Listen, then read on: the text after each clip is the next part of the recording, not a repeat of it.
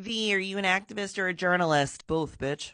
I met with Senator Markey today. Since yesterday, when he introduced legislation that would extend the TikTok ban deadline by 270 days, he has gotten a bunch of support from senators. Most notably, going on the record to support this legislation is Senator Cory Booker and Senator Ron Wyden. Typically, to get legislation passed, it takes weeks, months, years. We have days. So he's going to call for a unanimous vote, which means that he'll go down to the Senate floor and he'll say, I want to pass the Extend the TikTok Decision Act. Anyone opposed? As long as all of your senators just sit there, it passes. Now that's tough, right? No objections, but I believe we can do it.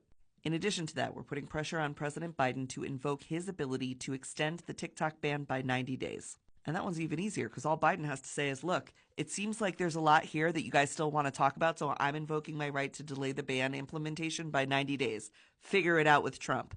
Other thing that's going on, the indigenous community is working on getting a tribal consultation. All that would take is one tribe leader stepping forward and saying, hey, the federal government passed a law that would negatively economically impact my people, and you never consulted us. The federal government cannot pass a law that has negative impact on tribal communities without consulting the tribes, and they did not consult them. So that's option 3.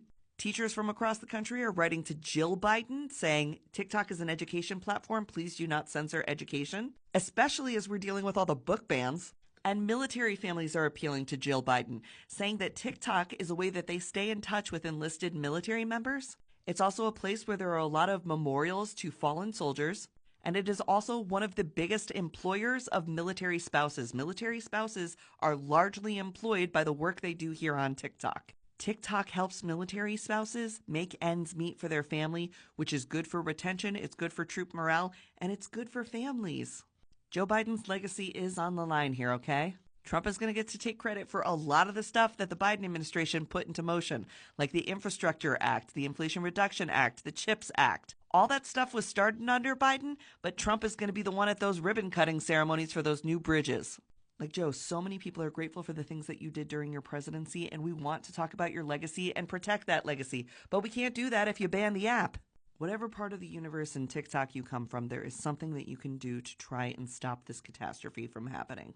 Tell your senator to support Ed Markey's legislation and that vote. Tell Joe Biden to please invoke that one-time 90-day extension he has the option to do. Jill Biden has a huge impact on Joe Biden. Write to her. Tell her why it matters to you. And if you are an indigenous creator who will be negatively impacted by a TikTok ban, please write to me. I'll get you hooked up with the people who are trying to get a tribal consultation. I'm taking every interview I can to try and get our message out there to as many people as possible. Don't give up the ship.